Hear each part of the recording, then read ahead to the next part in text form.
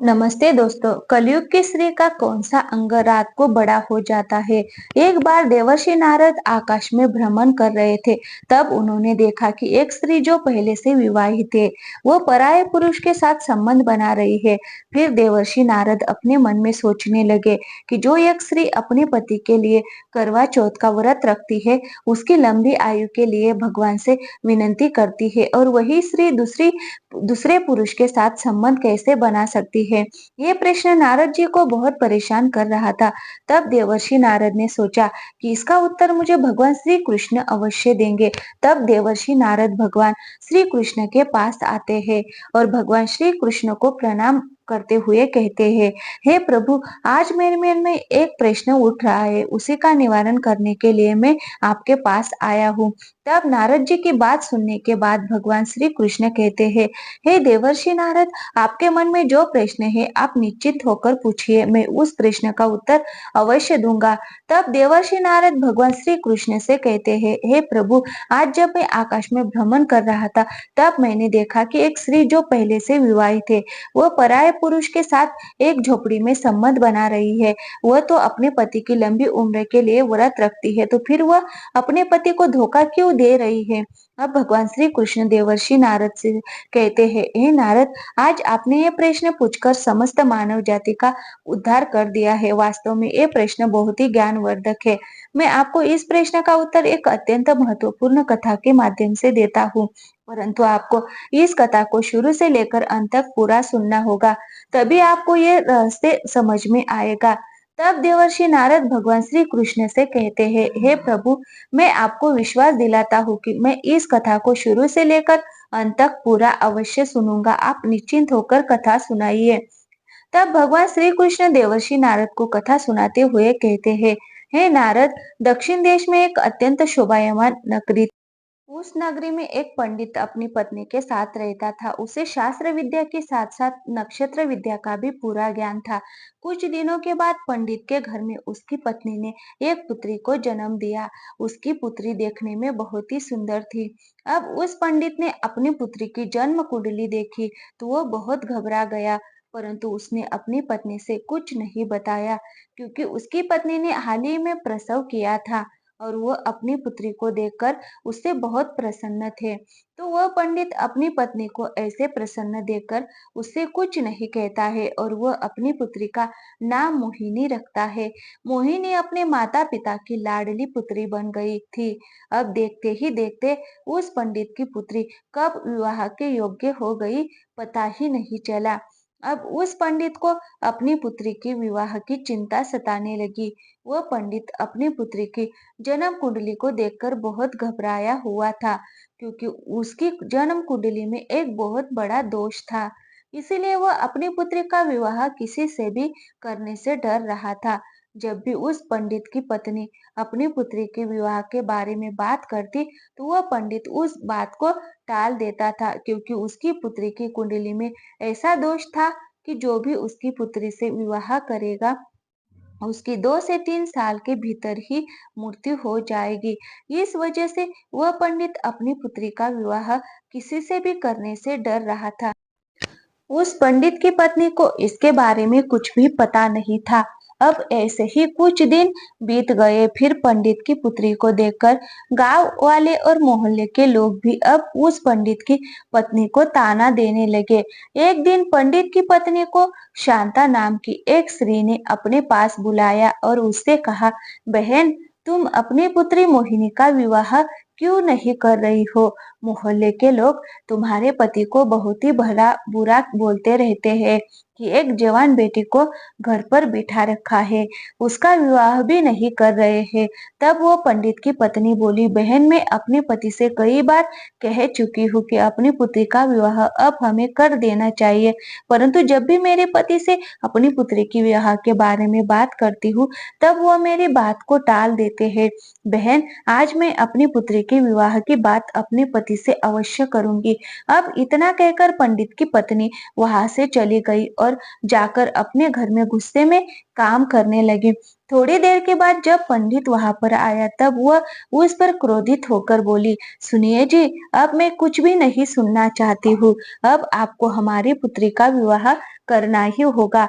आसपास के लोग अब हमें ताना देने लगे हैं कि एक जवान बेटी को घर पर बिठा रखा है। अब वह पंडित अपनी पत्नी से कहता है कि उसकी पुत्री जिससे विवाह करेंगी उसकी मृत्यु हो जाएगी। पत्नी की बात सुनने के बाद पंडित को भी लगा, चलो अब अपनी बेटी का विवाह कर देते हैं और उसके लायक एक वर को ढूंढते हैं। फिर क्या था, कुछ दिनों बाद उस पंडित ने अपनी पुत्री का विवाह कर दिया। विवाह के बाद उसकी पुत्री का जीवन कुछ दिनों तक तो सही चला, परंतु कुछ दिनों के बाद ही उसके पति की मृत्यु हो गई। जब यह बात उस पंडित और उसकी पत्नी को पता चली तो पंडित को तो पहले से ही पता था कि मेरी पुत्री जिससे विवाह करेंगी उसकी मृत्यु हो जाएगी, परंतु अभी भी उस पंडित ने अपनी पत्नी को ये बात नहीं बताई। अब पति के बिना उस पंडित की पुत्री का ससुराल में कोई नहीं था, इसीलिए वह अपने पिता के घर आ गई। कुछ दिनों बाद पत्नी के कहने फिर से पंडित ने उसके लायक वर ढूंढा और फिर से उसका विवाह कर दिया। वैसे ही कुछ दिन पंडित की पुत्री का जीवन अच्छे से व्यतीत हुआ, परंतु कुछ समय के बाद फिर से पंडित की पुत्री का पति मर गया। अब जब दो बार ये हो चुका था और तीसरी बार उसकी पत्नी ने अपनी पुत्री का विवाह तीसरी जगह कराया, तो जब विवाह हो गया और पंडित की पुत्री अपनी ससुराल को जाने लगी, तब पंडित ने अपनी पुत्री से कहा, हे पुत्री, आज से तुम ये समझ लेना कि तुम्हारे माता पिता अब इस दुनिया में नहीं है। अब तुम जहाँ जा रही हो वहीं पर रहना और अपने पति का ध्यान रखना। अब अपने पिता की ऐसी बातें जब उसकी पुत्री ने सुनी तो वह सुनकर दंग रह गई। साथ में वो पंडित की पत्नी भी दंग रह गई। उसे ये समझ नहीं आया कि आखिर उसके पति ने ऐसा क्यों कहा। जब उस पंडित की पुत्री अपने ससुराल चली गई तब उसकी पत्नी ने अपने पति से पूछा, हे प्रिय, आपने अपनी पुत्री से ऐसा क्यों कहा। अब वह पंडित अपनी पत्नी को अपनी पुत्री की कुंडली के बारे में बताना तो नहीं चाहता था, परंतु पत्नी के बार बार पूछे जाने पर उसने अपनी पत्नी से कहा, हे प्रिय, जब हमारी पुत्री का जन्म हुआ था तब मैंने अपनी पुत्री की जन्म कुंडली देखी थी। उसके नक्षत्र उसके विवाह के प्रतिकूल थे। उसकी जन्म कुंडली में दोष था। हमारी पुत्री का विवाह जिससे भी होगा वह 2 से 3 साल के भीतर ही मर जाएगा, उससे पहले भी उसकी मृत्यु हो सकती है। हे प्रिय, अब हमारी उम्र भी हो चुकी है, हम अपनी पुत्री को कब तक बैठा कर खिलाते रहेंगे। कल को हम ना रहे तो हमारी पुत्री यहाँ क्या करेगी। अगर वो अपने ससुराल में रहेगी तो क्या पता, भगवान की कृपा हुई तो उसे शायद बाल बच्चे हो जाए, तो वो बड़े आराम के साथ अपना जीवन अपने ससुराल में व्यतीत करेगी। अपने पति की बात सुनने के बाद उस पंडित की पत्नी को अपने ऊपर बहुत शर्म आने लगी कि मैं अपने पति से कितना बुरा भला कहा करती थी, परंतु उन्होंने हमारी पुत्री का भला ही चाहा, इसलिए उसका विवाह किसी से नहीं करना चाहते थे। मेरी ही गलती के कारण 2 लोगों की जान चली गई। अब कुछ समय बीतने के बाद इधर उस पंडित की पुत्री को विवाह के 3 साल हो चुके थे। उन 3 सालों में उस पंडित की पुत्री को 2 पुत्र हुए। बड़े पुत्र का नाम गोपाल था और छोटे पुत्र का नाम नंद किशोर था। अब ऐसे ही समय बीत रहा था, परंतु एक दिन ऐसा समय आया कि अचानक ही उनके पिता की मृत्यु हो गई। अब उसके तीसरे पति की मृत्यु हो गई। इस वजह से वह पंडित की पुत्री बहुत परेशान हुई। अब वो अपने दोनों संतानों के साथ ही अपने घर पर अपने बच्चों का पेट पालने लगी, क्योंकि उसके पिता ने उसे मायके आने से मना कर दिया था। इस वजह से वह अपने पिता के घर भी नहीं जा सकती थी। अब वो अपने बच्चों का पेट पालती है। कुछ समय बाद उस पंडित की पुत्री के जो पुत्र थे वो बड़े हो चुके थे और अपने कार्य को स्वयं करने लगे थे। बड़ा वाला बेटा गोपाल अब एक व्यापारी बन चुका था और शहर में उसका खुद का एक व्यापार था। गोपाल का एक बहुत ही अच्छा दोस्त था, उसका नाम समीर था। वह उसके बगल वाले गांव में रहता था। गोपाल का छोटा भाई नंद किशोर अब भी पढ़ाई कर रहा था। जब गोपाल बड़ा हो गया और अपने पैरों पर खड़ा हो गया तो उसकी माँ ने उसका विवाह पास के गांव की एक लड़की जिसका नाम मीनाक्षी था उससे कर दिया। मीनाक्षी बहुत ही शर्मीली लड़की थी। वह जितनी शर्मीली थी उतनी ही रूपवती थी। गोपाल की पत्नी बनने के सारे गुण मीनाक्षी के अंदर विद्यमान थे। मीनाक्षी जिस गांव से थी उसी गांव में समीर रहता था। जब गोपाल की शादी हो गई तो कुछ दिनों के बाद गोपाल फिर से व्यापार के सिलसिले में अपनी पत्नी मीनाक्षी को गांव में अपनी मां की सेवा के लिए छोड़कर शहर अपने व्यापार को संभालने के लिए चला गया। गोपाल ये समझता था कि अभी उसका छोटा भाई पढ़ रहा है, इसलिए उसकी पढ़ाई में कोई विघ्न ना आए, उन्हें समय पर खाना पानी मिलता रहे, जिससे वह समय पर सभी काम कर पाए। और उसकी माँ की भी अब उम्र हो चुकी थी, जिससे उन्हें भी कार्य करने में तकलीफ होती थी। इसीलिए गोपाल ने अपनी पत्नी मीनाक्षी को गांव में छोड़ने का फैसला किया था। जब भी मीनाक्षी को कुछ चाहिए होता तो गोपाल समीर से कहकर मीनाक्षी को वो चीज दिलवा दिया करता था। यदि मीनाक्षी को कहीं आना जाना भी होता था तो गोपाल समीर से कहकर मीनाक्षी को उस जगह पहुंचा दिया करता था। मीनाक्षी भी शुरुआत में अपनी सासू माँ की बहुत सेवा करती थी और अपने पति गोपाल से अत्यधिक प्रेम करती थी।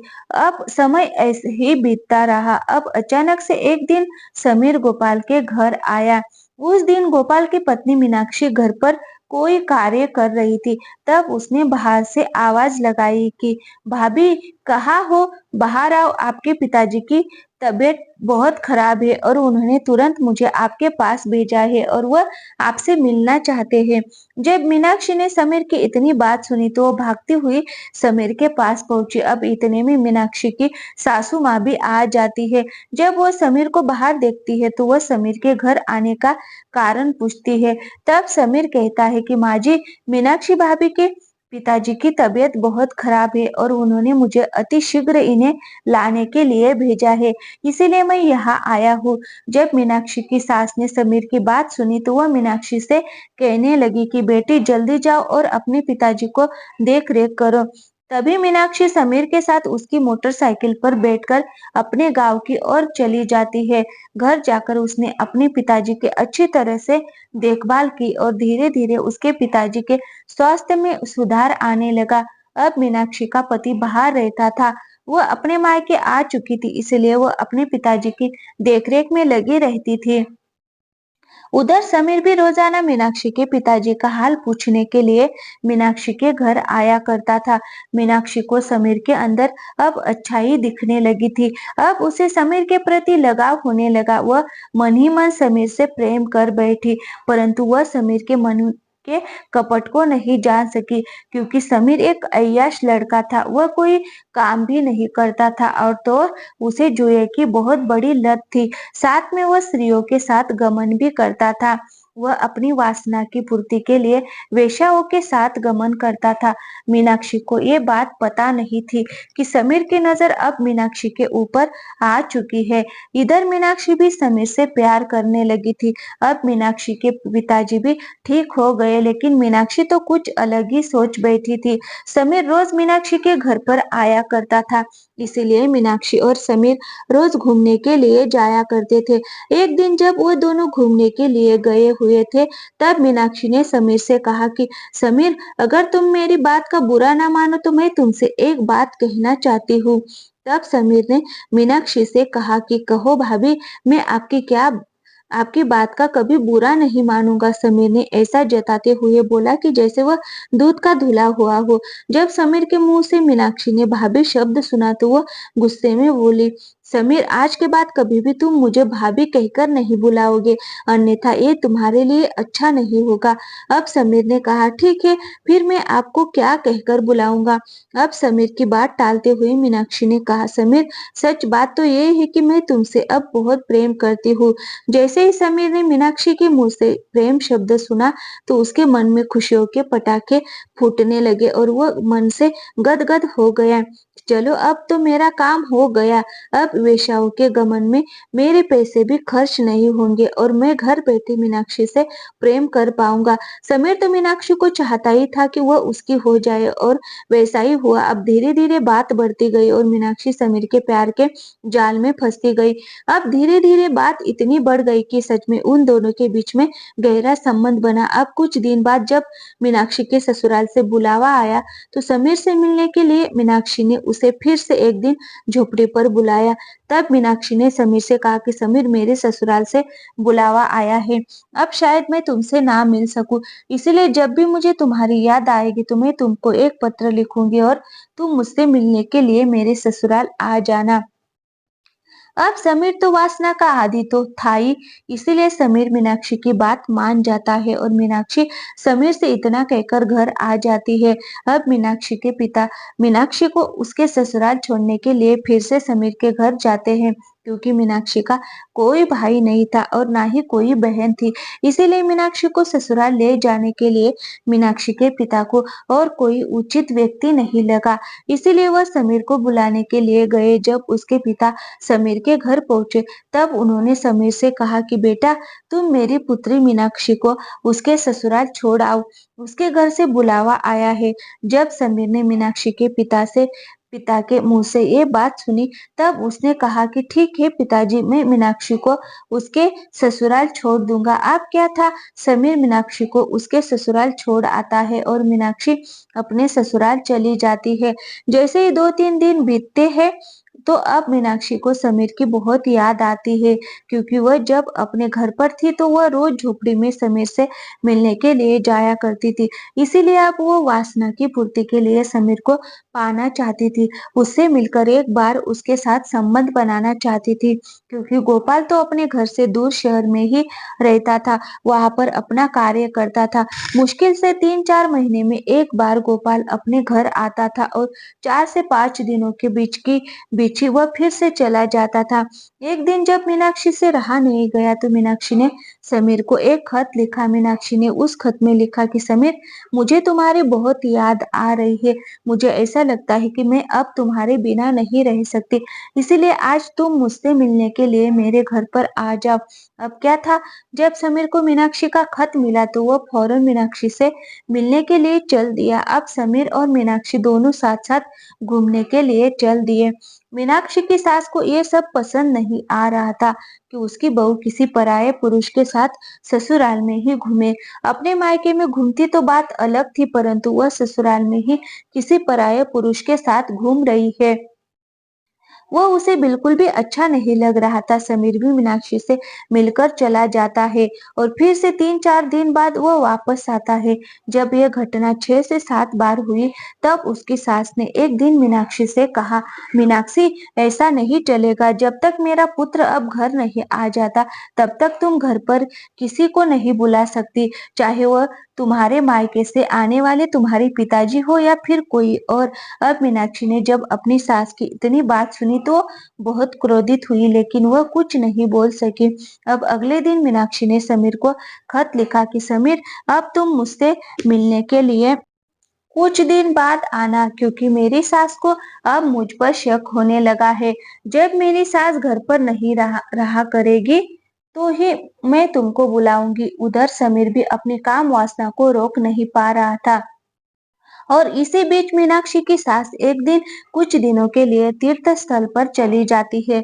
फिर क्या था, अब तो मीनाक्षी को जैसे छुट्टी मिल गई थी। अब वो रोज समीर को बुलाती और उसके साथ संबंध रखती, और जब उसके देवर की स्कूल से छुट्टी होती तब वो समीर को वहां से वापस भेज देती। एक दिन की बात है, जब मीनाक्षी ने समीर को अपने घर पर बुला रखा था, तब अचानक से मीनाक्षी का देवर नंद किशोर वहां पर आ जाता है। तब वह क्या देखता है कि उसकी भाभी मीनाक्षी समीर को रसोई घर में बैठाकर खाना परोस रही है। अब नंद किशोर को समीर के चरित्र के बारे में सब कुछ पता था। वो जानता था कि समीर किस प्रकार का लड़का है और वह कौन कौन से कार्य करता है। इसीलिए नंद किशोर ने अपनी भाभी से कहा, भाभी, आप किसी ऐरे गैरे को इस प्रकार घर पर नहीं बुला सकती, और शायद आप इसके चरित्र के बारे में नहीं जानती, तभी आप इससे बड़े प्रेम से बात करती है, और आप इसके साथ जो घूमती है वो भी आप बहुत गलत करती है। आप इसका साथ छोड़ दो, नहीं तो मैं आपकी शिकायत भैया से कर दूंगा। जब समीर ने नंदकिशोर की ऐसी बात सुनी तो वह गुस्से में वहां से चला गया। मीनाक्षी को अपने देवर नंदकिशोर की बात पसंद नहीं आई। मीनाक्षी तुरंत भागकर बाहर गई और समीर से बोली, समीर तुम गुस्सा मत करो, मैं नंदकिशोर को सबक अवश्य सिखाऊंगी, मैं इसका बदला अवश्य लूंगी। समीर ने कहा, ठीक है मीनाक्षी, अगर तुम ऐसा कहती हो तो ठीक है, अन्यथा मैं अब यहाँ कभी नहीं आऊंगा। इतना कहकर समीर वहां से चला गया और मीनाक्षी भी घर के अंदर आ गई। अब वो सोचने लगी, अगर ये नंदकिशोर घर पर रहेगा तो जरूर मेरे और समीर के बीच में रुकावट बनेगा।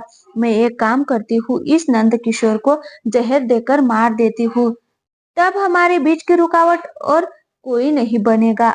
अपने मन में यही सोचकर अगले दिन जब वो खाना बना रही थी तो सबके लिए उसने खाना बाहर निकाल लिया और उसने अपने देवर नंद किशोर के लिए एक थाली में खाना बाहर निकाला और उसमें जहर मिला दिया। जब नंद किशोर ने वह खाना खाया तो उसकी उसी क्षण मृत्यु हो गई। अब कोई ये जान भी नहीं पाया कि नंद किशोर की मृत्यु कैसे हुई। नंदकिशोर की मृत्यु कैसे हुई? नंदकिशोर की माँ बहुत दुखी थी। उधर मीनाक्षी मन ही मन बहुत खुश हो रही थी कि चलो अब मेरे और समीर के बीच का कांटा मिट गया है, अब हमारे प्यार के बीच में कोई और नहीं आएगा।